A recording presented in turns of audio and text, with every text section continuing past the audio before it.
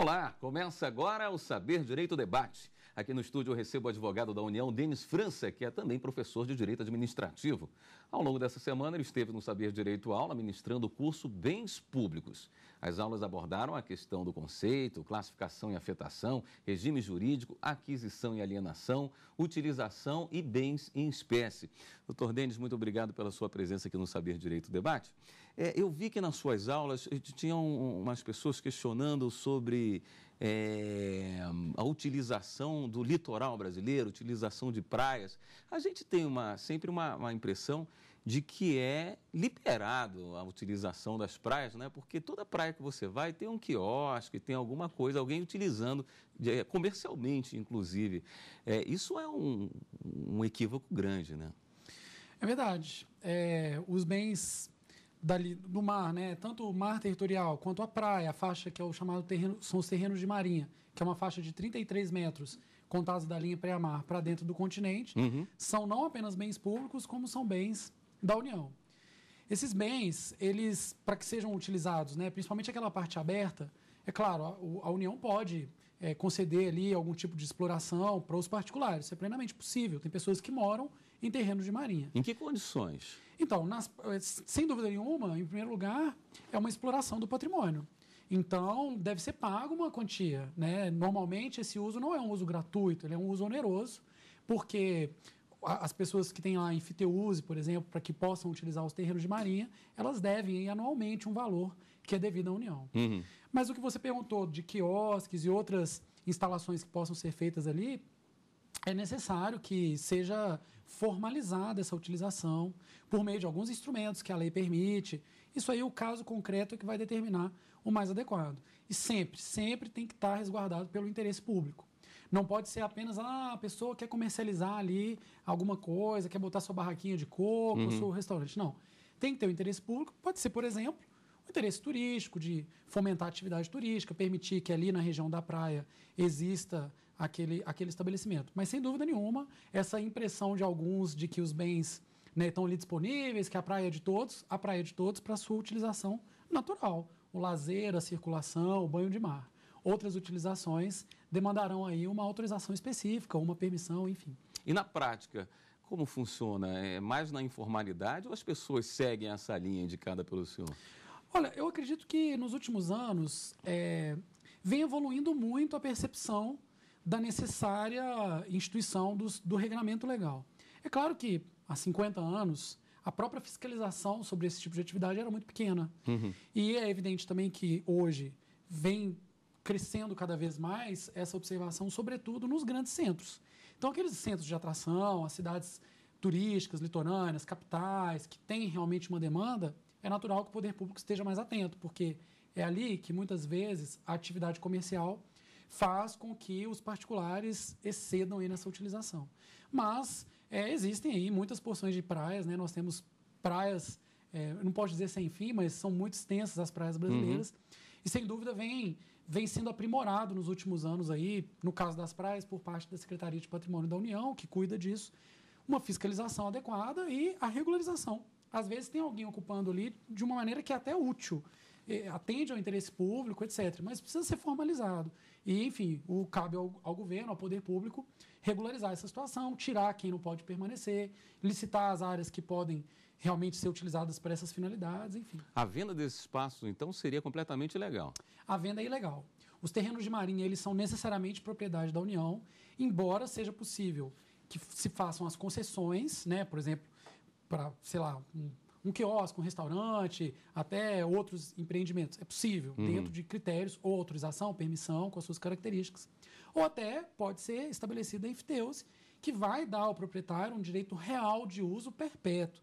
Então, o proprietário fica tranquilo. Ele comprou um apartamento que está no terreno de marinha, ele pode vender no futuro, etc. Mas o bem, a superfície ali, nunca deixará de ser da União, e isso está vinculado até a uma ideia de garantir a defesa nacional. Todo o terreno do litoral pertence à União por essa razão. Valeria para o caso, por exemplo, do Lago Paranoá, em Brasília? Mesmas regras? As regras são bastante semelhantes. O fato é que as águas e as margens são sempre públicas. Sejam da União ou sejam estaduais, distritais, as águas são sempre públicas. E é óbvio, Claro que não basta que as águas sejam, né? As margens também estão sujeitas aí a um regulamento específico. É possível instalar alguma benfeitoria? Instalar, por exemplo, um pier, um deck para atracamento de embarcações? Até é possível, mas é necessário que isso siga o regramento e que tenha a formal autorização, permissão do poder público. Não pode ser feito a revelia, tipo, eu tenho um barco, eu tenho um terreno aqui na margem, a margem é minha, eu vou construir. Não, não funciona dessa maneira. Perfeitamente. Em Salvador, recentemente retiraram os quiosques que estavam próximos à orla, ou melhor, estavam na orla da cidade. As pessoas que estavam ali já há vários anos podem alegar alguma coisa, tipo as mesmas regras do uso capião, porque já estavam há muitos anos ali no local, para não saírem? Isso é muito interessante, sobretudo em situações como esse exemplo que você traz, que tem uma repercussão social importante. É claro que o fato de situações jurídicas constituídas, o direito se preocupa em resguardá-las, por exemplo, pelo próprio princípio da segurança jurídica. O problema é que, nesse sopesamento, o Constituinte definiu da seguinte maneira: os bens públicos, eles são insuscetíveis de uso capião, sejam urbanos, sejam rurais, indistintamente. Se esses quiosques estão instalados ali na rua, ou eles estão em terreno de marinha e são da União, ou se eles estiverem um pouquinho mais para dentro, estiverem na calçada, em algum outro bem que seja, por exemplo, do município, é um bem público. O fato de ter famílias que dependem daquilo, etc., infelizmente, não repercute no regramento. Tem sido muito comum no Brasil, como nos anos recentes, tem se buscado a regularização desses espaços, tem sido comum a concessão de moratórias. Às vezes o poder público anuncia com uma certa antecedência que vai regularizar, muitas vezes com a finalidade de dar um prazo para que aquela pessoa se planeje. Muitas vezes também o poder público tem interesse em utilizar aquele espaço, por exemplo, com os quiosques. Mas ele precisa estabelecer, por exemplo, uma distância mínima entre os quiosques. Regras. Ele vai ter que licitar e oferecer isso para as pessoas indistintamente, até por causa do princípio da isonomia, a impessoalidade aí da administração pública. Então, não é passível de uso capião, mas é comum que, quando vai ser feita a licitação para escolher quais são os quiosqueiros que vão poder atuar ali naquela orla, se dê preferência por critérios, por exemplo. A pessoa que tem muitos anos de residência naquele município, ela faz pontos a mais. E, às vezes, os quiosqueiros antigos e regulares se enquadram em alguns desses critérios e acabam se beneficiando, mas de uma maneira, em tese, impessoal e que garante aí a participação isonômica de todos os interessados. Voltando novamente para o exemplo de Brasília, aqui nós temos vários condomínios, alguns foram irregulares, alguns foram construídos em áreas particulares, outras em terras da União. Como é que a administração pública enxerga essa situação em que envolve várias famílias e moradia? Olha, isso envolve outro problema muito atual, né? Existe um déficit de moradia grande no Brasil e dois aspectos diferentes. Por um lado, que não envolve exatamente os bens públicos, mas quando se pretende fazer um condomínio num terreno privado, devem-se seguir regras. Eu não posso montar um condomínio, fazer um loteamento à revelia do que é previsto na lei, mas tudo bem. Tem um impacto ambiental que deve ser observado, tem um impacto urbanístico também, vai gerar um fluxo de carros, tudo isso deve respeitar, dentre outros regramentos, a lei de uso e ocupação do solo. Nós vamos para um rápido intervalo, voltamos em instantes com o Saber Direito.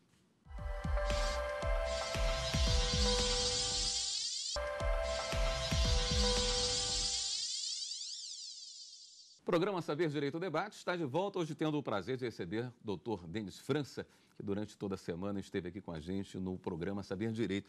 Professor, as margens das rodovias também devem obedecer à mesma regra que a nossa faixa litorânea?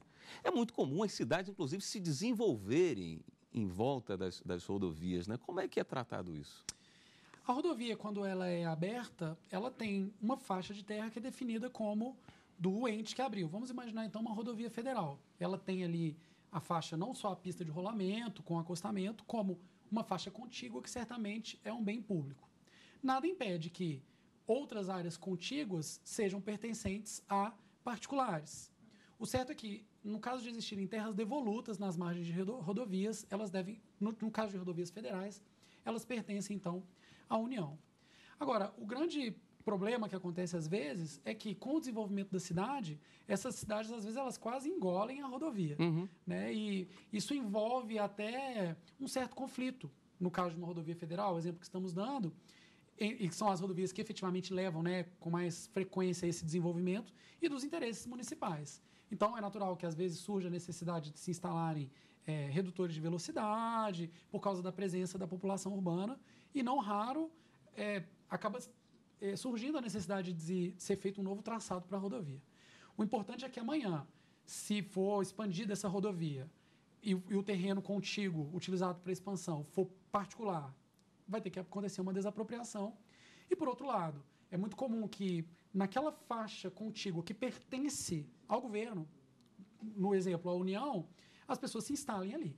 Aquele terreno é público e, naturalmente, também, sendo terreno público, a pessoa não consegue sequer deter a posse daquele terreno. Quando ela está ali, ela tem uma mera detenção, o que viabiliza a utilização por meio do poder público das ações possessórias e demais instrumentos processuais aí hábeis a retomar a integralidade não só da propriedade, que ela o poder público nunca perde, mas também da própria posse, né, do direito de desenvolver ali, de desempenhar os direitos naturais de quem possui a propriedade.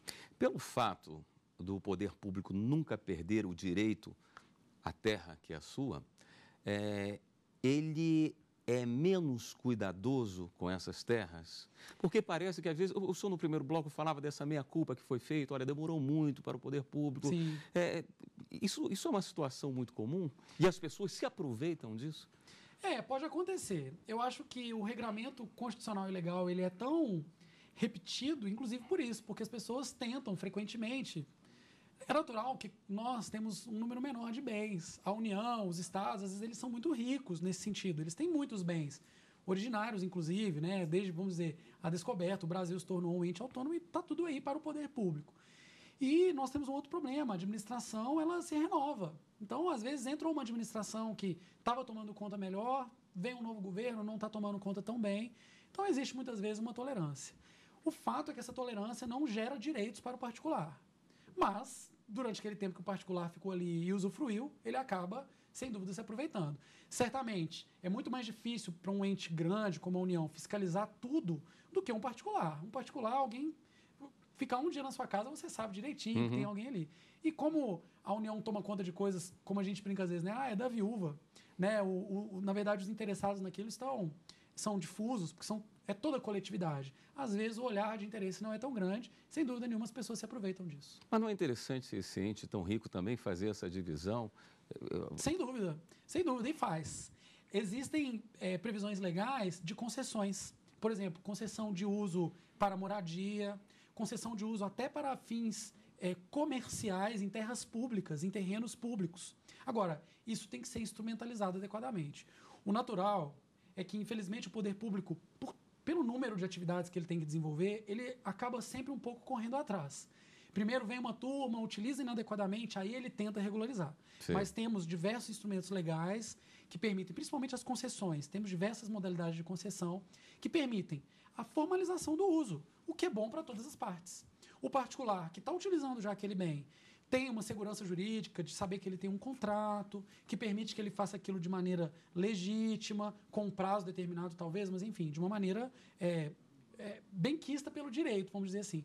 Mas, infelizmente, não raro, o poder público corre atrás ao invés de se antecipar, porque o normal é a população se posicionar primeiro e, quando surge o interesse naquele bem, o governo tenta, então, regularizar. Deixa eu mudar um pouquinho aqui de assunto, saber do seu endereço, o seu interesse pelo direito, como começou, como é que foi a sua trajetória?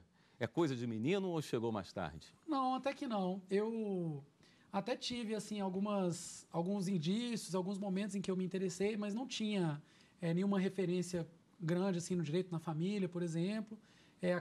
O direito não foi o primeiro curso que eu fiz, eu me enveredei por outras áreas, mas eu queria muito fazer um curso, ter uma oportunidade de trabalho que envolvesse, ao mesmo tempo, algo dinâmico, prático, do mundo do dia a dia, e que também me permitisse dar aula, que eu sempre tive muita vontade de lecionar. Sim. Então, isso embasou um pouco o direito e também os próprios concursos. Comecei a fazer os concursos ainda bem jovem, quer dizer, não tem tanto tempo assim, e isso acabou me animando também a seguir na área e me enveredar pelo direito.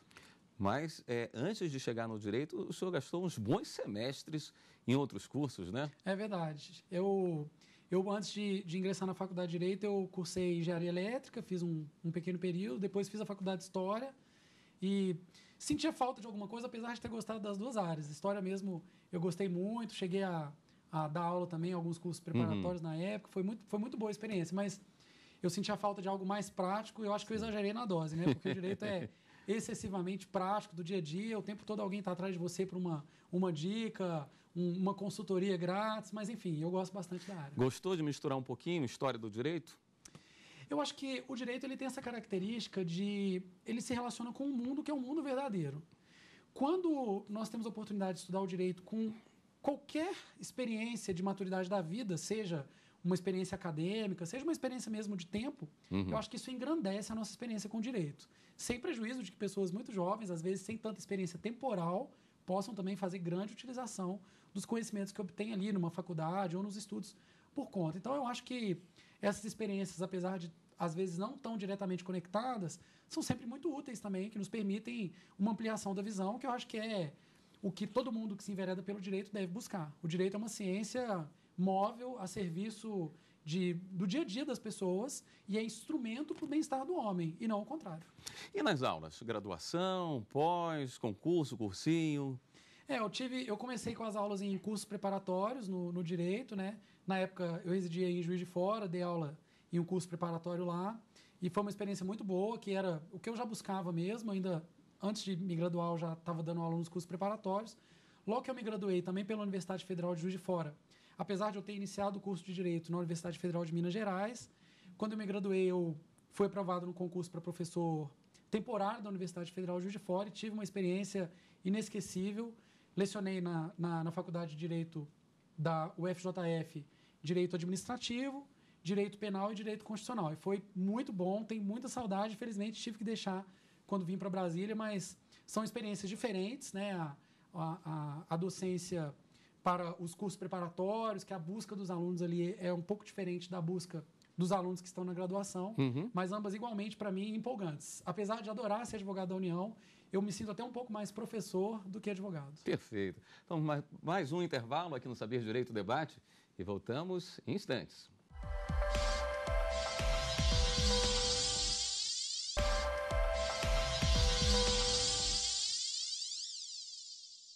Estamos de volta para o terceiro e último bloco do Saber Direito Debate, hoje recebendo o professor Denis França.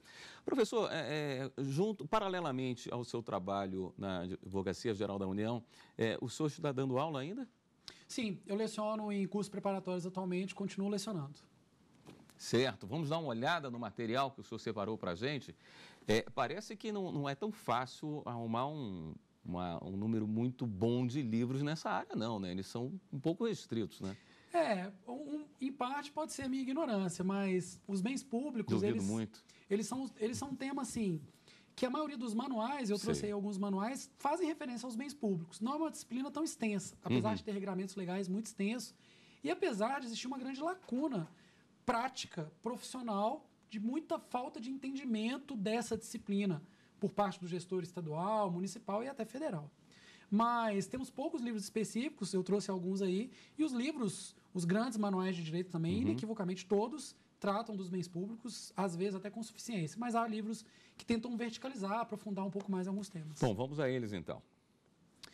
Esse aí é um livro, esse livro Bens Públicos, Domínio Urbano e Infraestruturas, ele trata dos bens públicos, mas ele procura trazer um enfoque que é bem voltado para o direito urbanístico, mostrando como que isso pode impactar a vida das cidades, o dia a dia ali da população. Por isso que ele trata dessa questão do domínio urbano e da infraestrutura. É um estudo mais verticalizado, muito útil para quem tem o interesse em aprofundar nessa matéria. Certo.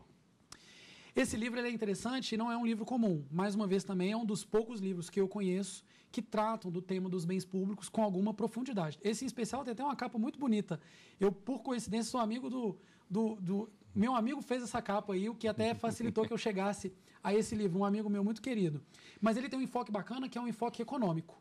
Ele tenta abordar a questão dos bens públicos, a função social, mas um enfoque que é bastante raro, o livro até tem essa proposta mesmo, de mostrar, do ponto de vista econômico, a exploração, a utilização, traz conceitos muito importantes também. Voltado para que tipo de pessoa? Eu acredito que esses livros que trazem um enfoque mais verticalizado, mais pormenorizado em certos aspectos, eles são de fundamental utilização para as pessoas que lidam com isso no dia a dia profissional. Por exemplo, os gestores públicos que trabalham nas secretarias estaduais, municipais, até na Secretaria de Patrimônio da União, eles se deparam com muitos problemas concretos. E, às vezes, é difícil você encontrar uma solução pronta. Claro que as consultorias jurídicas, inclusive a AGU, no caso federal, elas estão prontas para tentar formalizar isso, para fornecer esses subsídios. Mas esses livros, muitas vezes, antecipam aí esse estudo, esse cuidado, até porque são escritos, muitas vezes, com base na experiência prática desses profissionais. Certo. Trazendo mais uma publicação. Bom, esse é o curso de Direito Administrativo da professora Maria Silvia Zanella de Pietro. É um livro que eu tenho um carinho muito especial, é um livro de leitura fácil, não é um livro muito extenso e abrange aí a totalidade do direito administrativo. A totalidade é um exagero, mas enfim, os grandes tópicos estão todos referidos aí, às vezes não com um aprofundamento de todas as matérias, o que é natural para um manual, né, que tem essa função mesmo, dar um panorama para o estudioso ali daqueles assuntos. Certo. Mais um livro que o senhor trouxe para a gente. Bom, o curso de Direito Administrativo do professor Celso Antônio Bandeira de Mello é um livro que é o meu queridinho, assim, porque apesar de não ser tão didático no aspecto, por exemplo, para o aluno que tem interesse de fazer um concurso, alguma coisa, a proposta desse livro não é essa. Mas é um livro que traz muitas reflexões interessantes, consegue pensar o direito administrativo de uma maneira bem pragmática, bem teórica, sem ficar muito preso, faz muitas críticas à legislação. Eu gosto bastante do enfoque do professor Celso Antônio. É uma geração, na verdade, o pai dele também escrevia sobre direito administrativo, escritos brilhantes, igualmente brilhantes, e é um professor que está aí até hoje, nos oferecendo muito do seu conhecimento por meio de artigos, etc. Esse livro, para mim, é um clássico fundamental. Não acredito que seja uma primeira leitura adequada. Certo. É um livro que talvez é melhor aproveitado por aquela pessoa que já tem um conhecimento, ao menos inicial, sobre a matéria, mas é um livro maravilhoso. E quem já está na área? Eu acredito que sim. Eu acredito que para quem já conhece um pouco, já estudou para um outro livro um pouco mais simples, aproveita melhor essa leitura. Na graduação, eu não indicava o livro do professor Celso Antônio como uma primeira leitura, mas, sem dúvida, uma leitura essencial, principalmente para quem pretende trabalhar com direito administrativo. Já deixava informado, vocês vão comprar daqui a 4 anos. Mais ou menos assim, olha, o estudo, o aprendizado, ele tem que se aprofundar aos poucos, em ciclos. Então, é um caminho para o direito administrativo. Certo. Esse livro é outro livro muito bacana. Eu acho que o professor José dos Santos Carvalho Filho conseguiu nessa obra não só dar um panorama muito completo sobre o direito administrativo, é uma obra um pouco mais extensa, né, tem uma letra um pouco menor, mais páginas, mas ele faz uma coisa muito importante. Ele traz muito da jurisprudência. Ele trata das súmulas, traz julgados importantes, o que também serve como ampliação. Todos eles podem ser uma primeira leitura. Certamente esse aí é um dos livros excelentes aí para uma turma de graduação, etc. Mas é um livro também que tem um aprofundamento suficiente, hábil, como todos os demais aí, para dar uma boa subsistência, bons subsídios aí para o profissional. Em que velocidade as regras se modificam nessa área? É uma pergunta interessante. Eu acredito que a gente possa dizer que há uma grande variação de um assunto para o outro. O fato é que os tribunais julgam muito sobre o direito administrativo. Exemplificando, o STJ tem uma verdadeira súmula só sobre processo administrativo disciplinar e assuntos correlatos. Então, os livros acabam ajudando a acompanhar essa evolução. E o direito administrativo não é um direito tão tradicional, por exemplo, quanto o direito civil. Ele está em constante forja. Em especial, o direito administrativo depende das características da administração. Por mais que nós tenhamos muitos institutos do direito administrativo, que aproveitamos, por exemplo, do direito administrativo francês, que é o pai, vamos dizer assim, do direito administrativo, é natural que precisemos desenvolver aí temas específicos para o direito brasileiro, e é o caminho que tem acontecido. Cada vez mais a legislação inova e o doutrinador corre atrás da legislação, o legislador corre atrás da doutrina, e é uma história sem fim. Aquele dinamismo que o senhor gosta, né? Que, como eu disse, eu não imaginei que seria em tão alto grau, né? E esse livro aí acaba mostrando isso. Veja que é um livro já um pouquinho mais espesso, né? Mais detalhado. Acredito que é uma leitura também que é melhor aproveitada por quem já conhece um pouco melhor o direito administrativo, do professor Marçal Justem Filho, que tem esse curso que é completíssimo, procura traduzir um enfoque constitucional, já revisitando todos os institutos do direito administrativo com base na Constituição de 88, porque temos ainda muita coisa que não foi produzida com base nesse ordenamento constitucional, que ainda precisa ser amoldada adequadamente. Um livro muito bem dividido nos tópicos, às vezes, até os alunos de graduação às vezes até reclamam, nossa, mas é muito extenso, é muito complexo. Realmente, é um livro para um aprofundamento, para quando já temos aí uma boa visão. Às vezes não é aquela primeira leitura, mas sem dúvida agrega demais para quem quer ficar bem informado aí no direito administrativo. Muitas vezes os alunos complementam essas informações obtidas em sala de aula e nos livros com a internet. Tem algum site que o senhor gosta de dar uma visitada, que o senhor recomende? Olha, eu acho que a busca do conhecimento hoje é isso. É claro que os livros, eles trazem uma certa segurança pelos autores, etc. Mas é indiscutível que hoje estudar o direito sem acompanhar, por exemplo, a evolução jurisprudencial é impossível. Há sites, por exemplo, que dividem os julgados dos tribunais por assuntos. Eles são utilíssimos. Sempre que eu preparo uma aula, eu me socorro desse mecanismo. Sites como o Dizer o Direito, são sites gratuitos que oferecem um verdadeiro serviço público para os estudantes, as pessoas que querem se informar, os advogados, os profissionais. Ou sites como o Divisão Informativos, que pegam os julgados e organizam ali por temas. Agora, temos sites também das revistas, né, de direito administrativo, que às vezes disponibilizam alguns conteúdos com uma certa segurança, e os sites jurídicos em geral, que sempre trazem artigos. É claro que a profusão do conhecimento envolve também a necessária responsabilidade por parte de quem o busca, porque hoje é muito fácil veicular uma informação e às vezes aquela informação não é tão boa. Mas desenvolvendo-se aí o filtro cada vez mais indispensável, é plenamente possível ampliar muito os conhecimentos com isso. Sem dúvida, o primeiro lugar para se consultar um instituto jurídico hoje é o Google. Professor Denis França, muito obrigado pela sua presença aqui no Saber Direito Debate. Eu que agradeço pela oportunidade, pela gentileza aí do espaço, poder conversar aí com os alunos, conversar um pouquinho sobre os bens públicos e mais esses temas que trouxemos hoje aí. É sempre uma alegria e muito obrigado. Eu que agradeço e agradeço também a você de casa que nos acompanha sempre. Muito obrigado pela sua audiência. Até o próximo programa. Tem dúvidas sobre o assunto? Mande um e-mail para saberdireito@stf.jus.br. Você também pode estudar pela internet. É só acessar o site www.tvjustiça.jus.br.